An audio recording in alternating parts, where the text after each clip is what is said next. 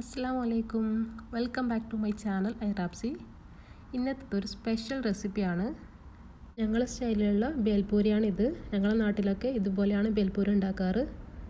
ബ്രേക്ക്ഫാസ്റ്റിനായാലും ഡിന്നറിനായാലും അല്ലെങ്കിൽ ഈവനിങ് സ്നാക്കായിട്ടും കഴിക്കാൻ പറ്റിയ ഒരു കിടിലൻ ഐറ്റമാണ്. അപ്പോൾ എന്തായാലും എല്ലാവരും ഇത് ട്രൈ ചെയ്ത് നോക്കണം. എല്ലാവർക്കും ഉറപ്പായിട്ട് ഇത് ഇഷ്ടപ്പെടും.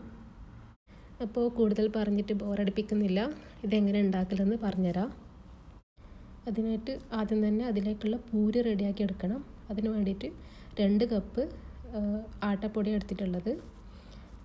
എന്നിട്ട് അതിനാവശ്യമായിട്ടുള്ള ഉപ്പ് ആഡ് ചെയ്ത് കൊടുത്തിട്ട് നോർമൽ വാട്ടർ ഉപയോഗിച്ച് കുഴച്ചെടുക്കുക. സാധാരണ പൂരിക്കൊക്കെ കുഴക്കുന്ന പോലെ കുഴച്ചെടുക്കുക.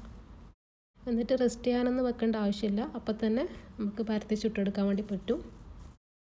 ഓരോരോ ബോൾസാക്കി ചപ്പാത്തിക്കൊക്കെ പരത്തുന്ന പോലെ പരത്തുക. നല്ല തിന്നായിട്ട് തന്നെ പരത്തിയെടുക്കുക.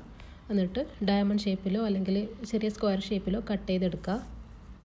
ഇനി ഈ കട്ട് ചെയ്ത് വെച്ച ഓരോ പീസിനും കത്തി ഉപയോഗിച്ചിട്ട് ഓരോരോ വരയിട്ട് കൊടുക്കുക.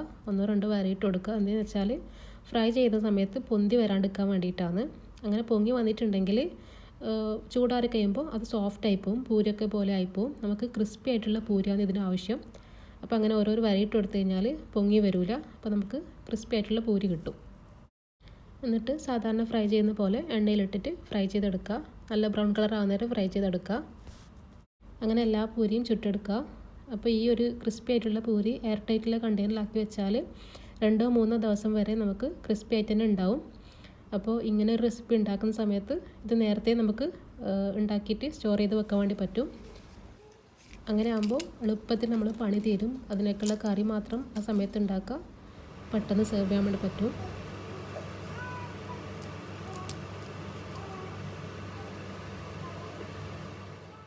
ഇനി അടുത്തത് ഇതിലേക്കുള്ള കറി ഉണ്ടാക്കലാണ്. അപ്പോൾ അതിന് വേണ്ടിയിട്ട് ഓവർനൈറ്റ് കുതിർത്ത് വെച്ച വെള്ളക്കടല അത് പുഴുങ്ങി എടുത്തിട്ടുണ്ട്. 1 കപ്പ് കടല എടുത്തിന്. പിന്നെ ഒരു വലിയ പൊട്ടറ്റോ എടുത്തിട്ടുണ്ട്. മീഡിയം സൈസാണെങ്കിൽ 2 എടുക്കുക. അതും പുഴുങ്ങി വെച്ചിട്ടുണ്ട്. പിന്നെ 2 വലിയ തക്കാളി അതൊന്ന് ബോയിൽ ചെയ്തെടുത്തിട്ട് അതിൻ്റെ സ്കിന്നൊക്കെ റിമൂവ് ചെയ്തിട്ടുണ്ട്. ഈ തക്കാളിനെ ഒന്ന് അരച്ചെടുക്കണം. അരക്കുമ്പോൾ അതിലേക്ക് 5-6 ഗ്രാമ്പുവും ഒരു ചെറിയ കഷ്ണം പട്ടയും ആഡ് ചെയ്ത് കൊടുക്കണം. എന്നിട്ട് നന്നായിട്ട് അരച്ചെടുക്കുക. ഇനി ഒരു പാൻ എടുത്തിട്ട് അതിലേക്ക് ഓയിൽ ആഡ് ചെയ്ത് കൊടുക്കുക. ഇവിടെ ഞാൻ സൺഫ്ലവർ ഓയിലാണ് യൂസ് ചെയ്തത്. എന്നിട്ട് അതിലേക്ക് 1 ടീസ്പൂൺ ഇഞ്ചി വെളുത്തുള്ളി പേസ്റ്റ് ഇട്ട് കൊടുക്കുക. അതൊന്ന് മൂത്ത് വന്നാൽ അതിലേക്ക് ഒരു ഉള്ളി ചെറുതായി അരിഞ്ഞതും പിന്നെ 2-3 പച്ചമുളക് ചെറുതായി അരിഞ്ഞതും കൂടി ആഡ് ചെയ്തിട്ട് ഒന്ന് വഴറ്റി കൊടുക്കുക.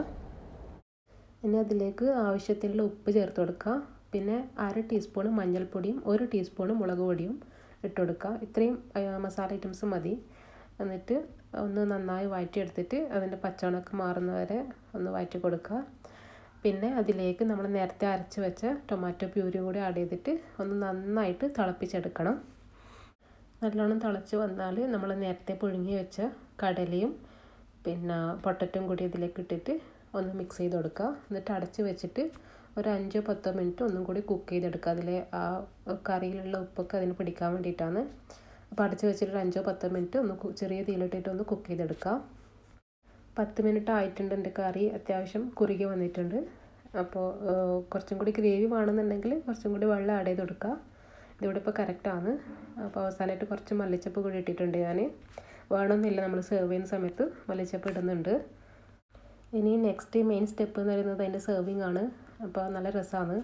അതെങ്ങനെയാണെന്ന് വെച്ചാൽ ആദ്യം പ്ലേറ്റിൽ നമ്മൾ നേരത്തെ ഉണ്ടാക്കി വെച്ച പൂരി പൊടിച്ചിട്ട് ആഡ് ചെയ്ത് കൊടുക്കണം. പിന്നെ നന്നായി കൈകൊണ്ട് പൊടിച്ചെടുത്താൽ മതി. കാരണം നമ്മൾ കുഴച്ച് തിന്നുമ്പോൾ ഇത് വലിയ വലിയ പീസല്ല, അതുകൊണ്ടാണ്.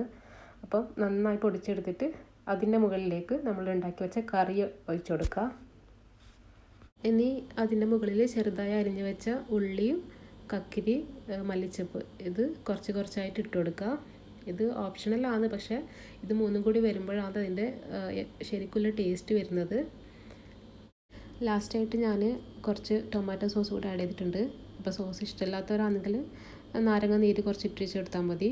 പിന്നെ അതിൻ്റെ ഒരു പുളി രുചി കിട്ടാൻ വേണ്ടിയിട്ടാണ്. അപ്പോൾ ഇത്രയും സാധനങ്ങൾ ആയിക്കഴിഞ്ഞാൽ നമ്മളെ കിടിലൻ ബേൽപൂരി റെഡിയായി. ഇനി ഇത് കഴിക്കുന്ന സമയത്ത് ഏതെങ്കിലും ഒരു സൈഡിൽ നിന്ന് കഴിക്കാണ്ട് നന്നായിട്ട് മിക്സാക്കി കഴിക്കാൻ പ്രത്യേകം ശ്രദ്ധിക്കുക. അപ്പോഴാണ് ഇതിൻ്റെ പെർഫെക്റ്റ് ടേസ്റ്റ് കിട്ടുന്നത്. അപ്പോൾ ഇന്നത്തെ ഈ റെസിപ്പി എല്ലാവർക്കും ഇഷ്ടമായി എന്ന് വിചാരിക്കുന്നു. അപ്പോൾ ഇഷ്ടമായാൽ എന്തായാലും ഉണ്ടാക്കി നോക്കിയിട്ട് കമൻസിൽ അഭിപ്രായങ്ങൾ അറിയിക്കണം. അപ്പോൾ ഇൻഷാ അല്ലാഹ് നെക്സ്റ്റ് വീഡിയോയിലൂടെ കാണാം കേട്ടോ.